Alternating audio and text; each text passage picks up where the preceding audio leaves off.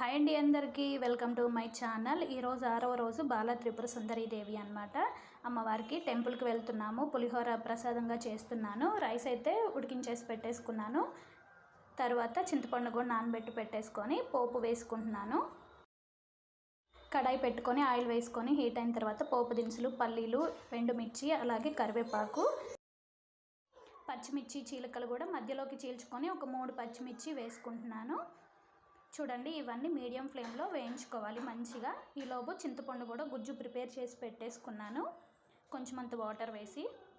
చూడండి, ఇది వేగిపోయింది కదా. ఈలోపు అన్నాన్ని చల్లారి పెట్టుకుంటున్నాను వేరే గిన్నెలోకి తీసుకొని.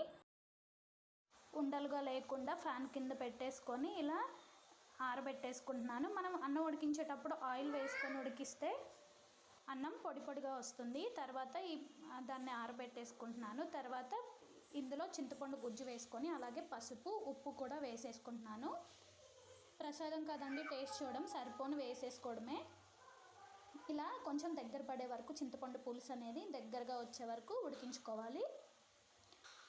లాస్ట్లో కొంచెం అంతా బెల్లం వేస్తున్నాను. మీకు ఇష్టం లేకపోతే స్కిప్ చేయొచ్చు. బెల్లం వేస్తే ఆ పులుపు అనేది కొంచెం తగ్గుతుంది, స్వీట్నెస్ వస్తుంది, బాగుంటుంది.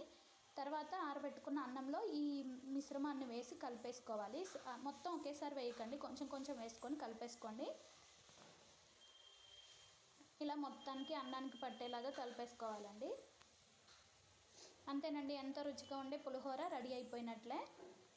నా ఛానల్ని మొదటిసారి చూస్తున్నట్లయితే సబ్స్క్రైబ్ చేసుకోండి. అలాగే ఈ వీడియో నచ్చినట్లయితే లైక్ చేసి షేర్ చేయండి.